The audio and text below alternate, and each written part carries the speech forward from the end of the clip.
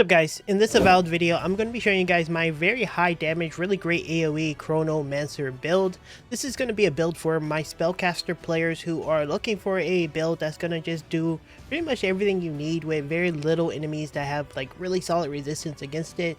And of course, being a mage, you are capable of using other spells, but where focus is going to be utilizing a very heavy focus on frost magic. Now the great thing about this build specifically is it only needs one unique item to pretty much get itself off the ground. It's going to be called the Whisper of Exiles, and what this does is it's going to give you frost buildup from just not only your basic attack, but also when you get Exodus in the winter, it's going to give you moderate frost buildup whenever you do combos to nearby enemies. And this just synergizes really well since you do a lot of frost buildup in general from your spells, and everything just gets frozen really easy. On the other hand though, you're going to be using the Superb Grimoire of Rime. It doesn't need to be superb, it can be any Grimoire of Rime.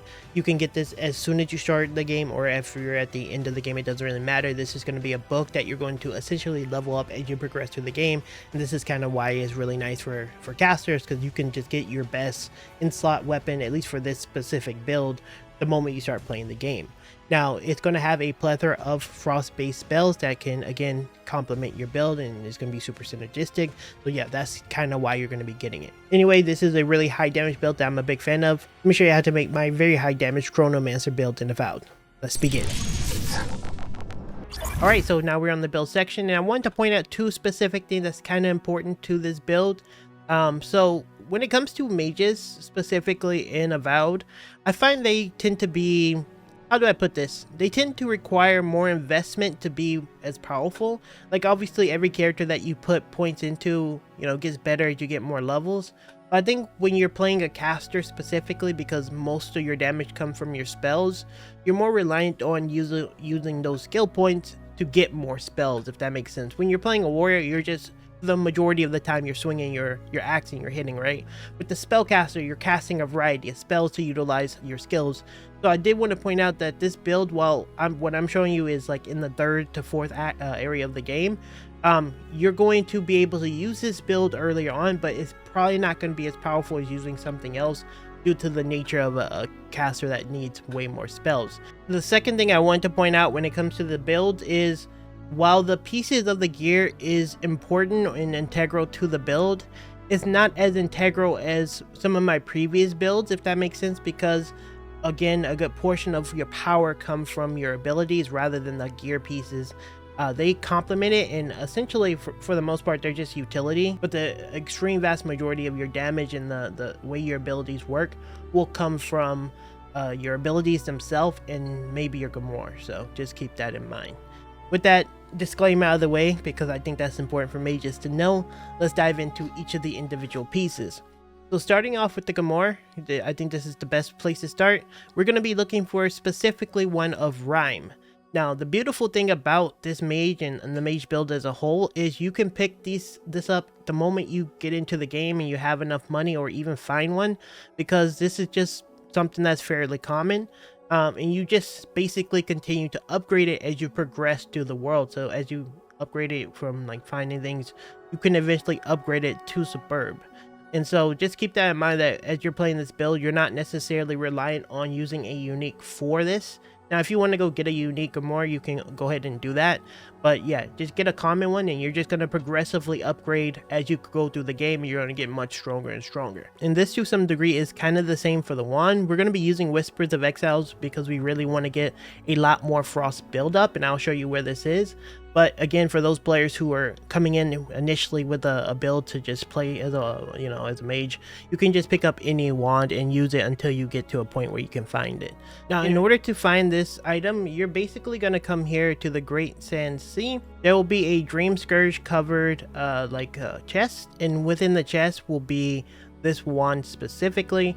I believe there were maybe a handful of enemies nearby, but I mean the great thing about this item is it's just very easy and accessible to get, and most pieces fortunately is easy and accessible to get for what you need. But yeah, that's where you can find it. And again, this is just going to be a good wand that you want to make sure that whenever you upgrade it, you get Exodus in winter.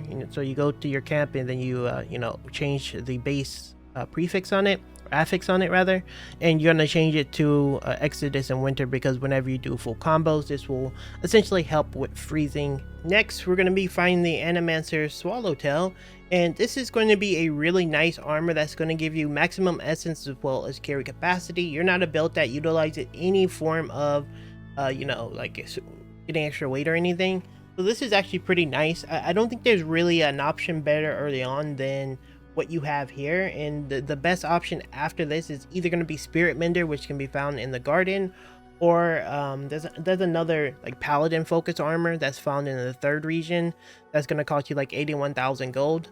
That's very heavy armor focus, and that comes with its negatives and its downsides in itself, because you know you got to make up for the heavy armor and losing essence, and then you lose essence for, you know, using this one as well. So you do lose a lot of essence if you do decide to go with that armor from the I think it's at the Solace Keep. You can buy it from one of the vendors, but that's going to be a more defensive option if that's what you want. Now this one obviously is going to be something that can be gotten really early, and I'll show you where you can get it from.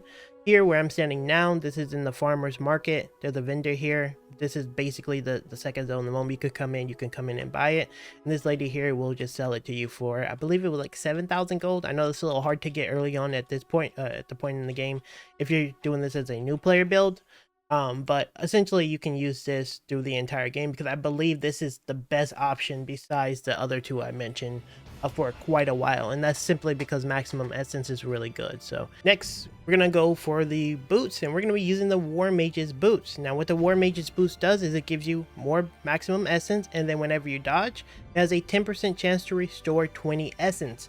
Now keep in mind, you're a mage and you're not trying to block, you're not trying to parry, you're trying to stay out of the way, and so when you're dodging, you're going to be getting extra amount of essence. I don't think there's really anything better for this type of build, so you know it does give a lot of essence, and it gives you some essence sustain. Now in order to get this item is pretty nice. You can see we were over here at the farmer market. You can come right here to the Maundering Godless Ruin, to this riverside cave. There's a beacon here that you can get to. You can just kind of jump over from this area here if you have a dash, which you should. There's gonna be like rebels in here and stuff that you can do what you want with them, talk to them, not talk to them, it doesn't really matter. And then right here, this chest here will have the item. So yeah, make sure you come here and pick this bad boy up. It's a really nice pair of boots that's gonna help you sustain mana pretty well. Now for the gloves, I want to give you an alternative option, because there is going to be you're not going to be able to get these gloves until pretty much nearing the 3rd part of the game, the 3rd map. And you're going to be looking for these, the Ninjoth Gruesome Grasp, and what these do is they give you ability cost speed as well as frost damage. These are just basically everything you need for most frost spells. They do require a longer cast time than most spells from what I can tell, and obviously more frost damage is 100% synergistic with every single one of your spells. Now in order to get this item, you need to be in the Galawan's Tusk. This is the 3rd major map in the game, so this is a little far out, and that's why I'm going to give you an alternative option. You need to come all the way up here to the Ash Forest Outpost and save a guy. So you can take the Ash Forest Beacon if you already have this, and come in here, and there's going to be a group of dwarfs that like tell you to leave. You can just tell them that you're going to kill them and do it. Oh, actually no, you don't tell them. You just walk in and they go hostile. You take the key and then you just free the guy, and he will give you these. Now obviously these are the best that I think will fit for this build perfectly. Like these are literally both stats you want, but an alternative leading into this would be the Death Knight gloves. These will give you frost damage, not as much as the other one, and they'll give you negative stamina cost while blocking. There's really not many other options that's going to be super perfect for this build besides the one that I'm using now. But yeah, you can get these from the 2nd area, and essentially right before you come to this is the 4th area, I'm a Papega. Right before you come to the 3rd area, which is going to be the Shatter Escape or whatever it's called, there's going to be a captain that's sent by the Inquisitor. You can choose to side with her or kill her, but if you kill her, she will drop these gauntlets. Now, from what I can tell, you can eventually kill her later, but yeah, you're going to end up missing out on the gauntlets if you don't kill her. She's annoying anyway, so you probably should kill her. But this is another great option for you to use if you don't have the grass, especially if you're early on. Other than that, just kind of use whatever you can. Alright, next we're going to be getting the Sigil of the Arcane. And what this does is it gives you more cast speed, which is super beneficial to frost spells, and then less cost on the spells, so you're more mana efficient. Now this can be found in the Shark Teeth. This is the third major map, right, not too far from the Shark Teeth camp, as well as the Tago Tower Beacon. And right here is a puzzle door. Just got to connect the switches, just follow them around. There's like one up there, one at the top, and like one somewhere else. I'm sure you guys are capable of figuring it out, but it'll be right here inside of the this little loot box here. You can go ahead and get it. So yeah, make sure you pick this up. It is actually really synergistic to the build and very powerful in my opinion. Next, we're going to be getting the Disciples Ring, and all this does is it just give you 62 maximum essence. And this is going to be a piece that, in my opinion, is more integral to if you use like a heavier armor piece. So if you want to go with more of a tankier frontlining style build, which you're usually in medium range anyway for the most part, so it's actually not a terrible idea. You can use this as an option, and this just gives you a ton of essence, so you can cast a ton of spells. Now, in order to find this is once again going to be in the 4th region of the map, and this is going to be at the Lost Village here. Now, in order to get it, it's going to be inside of this house here. When you come in here, it'll just be sitting here on top of this little chest here. No, in this chest, actually. In order to get this, though, you just need to talk to this guy. You need to talk to this guy, and you need to have Marius with you, because he's like tripping out. I just pressed a few dialogue options, probably saved before, and he just basically just tells you to do something for him, and he gives you the key to his house. So after he gives you the key, just come in here and take all his stuff, and then make sure you pick up this ring. Is super good. And finally, for the final piece, this is the Paralisian Icosadol Hellstone. I hope I didn't butcher that name. Gives you 3 intelligence. There's really not much that's better than this in my opinion. You can get this from the girl here in this location, Finland, and you get it from this little part here in the tusk as well. Now the caveat to this is you need to save her from Rothkol, this guy. There's like a unique boss here, Grothkol Cave. You need to save her. He actually drops a pretty bonkers axe. I'm gonna make it build for like a blade axe. It's absolutely insane axe, so you definitely should get it anyway. But yeah, once you save her and tell her to go back to town, you can come here and buy it for her. So we're gonna start with the fighter tree. We're gonna be picking up 1 value point in charge for mobility. I still think this is still one of the best 1-point wonders, no matter what build you're playing or what character you're playing. Definitely pick it up. It's super good for mobility, and you're actually gonna be freezing enemies a lot, by the way. So this is gonna help you shatter them too, so you can like charge into them, shatter them. Next, Ranger. I don't have this point right now because what I'm like in the in-game, and my mana sustain is a lot better. But if you are a player who is like kind of in the earlier stages of the game and you're having mana issues, picking up Survivalist is going to make your mana go a long way. 20% more on your food is really big. The moment you use 5 at any of the food, you basically get 1 free food out of it. And you should be using food to sustain yourself anyway. So as a value point, this is actually really big. Another alternative as well for defense, Shadowing Beyond. This is actually a decent option too. You can just use this and become invisible and disengage. So make sure you keep that in mind. And finally, another option, Evasive. I think 1 value point in Evasive early is super big. I have a lot more stamina now because I'm more geared out.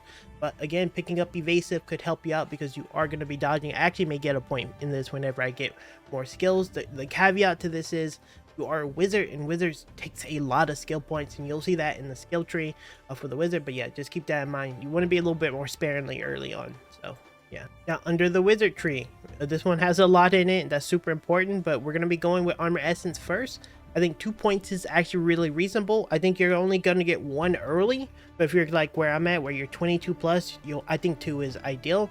And what this does is it decreases the essence penalty for light and medium armor. So if you're going with heavy armor, you're not going to use this. And for those who are not aware or what this is, whenever you put on different types of armor, it has a negative stamina and essence cost. The heavier the armor, the higher the number is typically. You can use this to negate that. So 1 point early, 2 points, I think max. I also have Shield Blades. This is just going to be a filler skill that's going to do some like really good. It does really good freeze buildup. I think it's actually pretty nice. I would even argue maxing this could be an option later on once you have way more skill points. But this is super good. Next, you're going to be getting Arcane Veil. Arcane Veil is probably one of the best defensive skills in the entire game. It has a 20-second duration with a 10-second cooldown. It gives you 50% DR. Your spells cannot be interrupted. And yeah, it's just way too good of a skill. I think it's the best defensive skill, and there's literally no reason not to use it. So definitely pick it up. Under the level 5 area, we're getting Grimoire Master. You need to max this out. The Grimoire gives you decreased spell costs, and then it unlocks spells. And you cannot get these spells unless you unlock Grimoire, and you need Arcane Seal. We'll talk about that in a second. But you definitely want to use this. You have to max this out. It's mandatory, sadly. You can opt to get some of these other things if you want to. I just don't have the points to do it at 22, so just keep that in mind. I don't have the points to do it, so you know, it can be a little tough, but you can get those. I think Blast was actually pretty decent. Under the Blizzard is pretty nice. I think if you can get this to rank 3, this would be super good because it just makes an entire area hellish for anyone to deal with.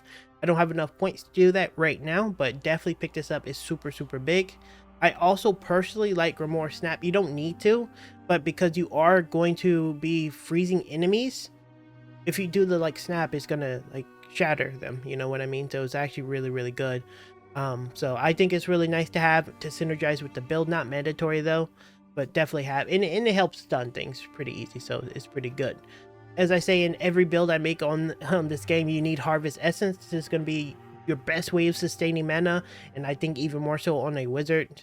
Definitely need to do it. Like, you have to have this. This is a max out the moment you can type thing. So yeah, this is going to be one of your best mana solutions early on. Now, Blast of Frost. This spell is deceptively super good. It costs almost no mana, and the damage that this thing can do is absurd.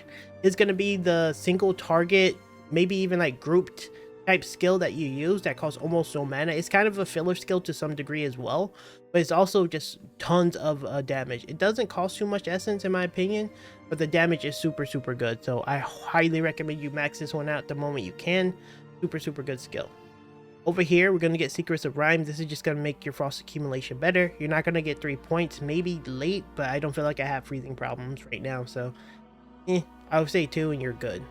Next, we're going to be getting Freezing Pillar. The book, I think, naturally that I'm using, Superb, comes with 1, but it gives me basically rank 2 since I put 1 point in it. And what this does is it just drops a giant pillar of ice. You probably saw it through the footage where I just dropped like 2k on someone's head. And that's what it does. And then when you get it to rank 2, it's going to leave the pillar there lingering, doing AoE damage to the enemies. And then when you actually hit it, it's going to actively give you the ability to just like blow up and deal more damage.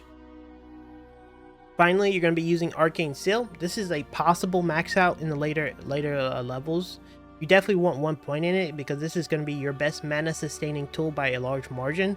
But it does require level 20 obviously, and what this does is it just drops a seal, and the seal will just heal your mana, and that's really it. It stays there for 30 seconds and it will give you more mana than you put out. It's really big. And if you get to a point where you have a lot of spells, which you will eventually, you could argue adding more points to this so you can cast faster, and then you could get this defensively for things like that for the last one, but I don't know if I would get that. You have other options for it. This one defensively is super good, and then you have Bristling Frost, which is going to give you DR. I'm going to talk about this one. It's not one you're going to pick up, but it's going to be in your book. And your book is going to have Bristling Frost, and what this does when you max it is going to give you some DR. Like at base it gives you DR, and it does like an AoE frosting, and when things hit you they get frosted, and it increases your damage reduction to 15, and this one's 50, so you have 65% damage reduction plus your armor. I don't know if it stacks exactly like that. I'm not sure what the diminishing returns look like, but what I do know is when I get hit, when I have these 2 up, the damage is significantly less.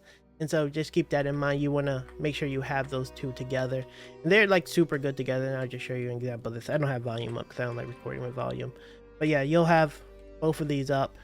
It makes it really hard for you to take any damage. All right, now let's go over the attributes. And so what we're going to be getting is Dexterity 5. The reason for this is simply because sometimes you need to use your potions. So using your potions is actually pretty usable and helpful. Also, just using your attacks, using weapons and abilities is going to give you general cast speed. From what it says it gives you action speed on your abilities. So being able to cast your spells faster, this is going to help quite a bit. I could argue 10 points into this later on, but yeah, it's pretty nice. For perception, you're going to get 7 in perception at this point. I still think this is also a possible 10 as well. It's going to just give you crit on your blend between your wand, because eventually you're going to get like wand stuff once you get more levels. You can blend in some attacks with it and just get some extra crit from it while you're blending attacks. Now, with that in mind, it says it gives you more range and it's important for casters. I'm not sure if it gives you a longer cast range. I'm not exactly sure about that. You could argue not using it later. You know, you could see how it feels for you. I haven't really tested the range thing. But yeah, keep that in mind. And then intellect, you're going to get 7 points in this because that necklace that we use give 3. Obviously, if you don't have it, you're going to use it. And this is just going to give you magic resistance, and it's going to give you essence, and that's like super big. And we're going to use resolve because stamina is somewhat important, to be honest. You do want to be able to cast your attacks, your base wand attacks that does consume stamina, and then being able to actively still move around and dodge is still important because that's your defense's evasion, your evasive base character. So alright guys, so this is part of the video on how I tell you how I approach fights and how to play the build. Again, obviously it's going to depend on the spells that you have available to you, so that's a little bit different from my other videos. But how I typically go in is I will start off by casting my Seal as well as my Protective Aura. Not necessarily the Ice one first, but I will do the Veil because it is super good with the best. Like, it's really low essence cost, like a super low essence cost. It's like a super value skill. So you're going to use that off cooldown at all times. And then you're just going to lead with both of your frost spells. Typically I go with Blizzard first, or if it's one enemy by himself, I'll just do the Big Pillar. So it's just going to shotgun them really quick. Then drop the Blizzard just for like zoning. It's going to do AoE freeze. And then you're just going to attack from a distance, activate your frost wall to like protect yourself if enemies approach you. And then I think most of the time things are like long frozen. Like things are long frozen, you don't really care. And you just walk up and then you use your frost hands and just freeze them, and then you just weave in your frost blades in between and then just kind of do the same rotation. Again, when your Gamora is better, it's going to have a better cooldown. And so at my point in the game, once I finish that full cycle, all my spells are usually off cooldown, and that's in between dodging and stuff too, of course. But it's off cooldown by that time, and you could just repeat the cycle and you just blast everything to death. So it's really good. With that said, that's going to be it for this one. Let me know down in the comments what kind of video or build you'd like to see. There is so many unique items in Avowed that I feel like there's a lot of builds. I am in the process of working on a monk and a two-handed bleed build, so we'll see how that goes. But yeah, let me know what you want to see next. If you like any of the videos you saw here today or videos that I do on the channel, consider subscribing. I will be covering pretty much every major RPG releasing in 2025 and beyond.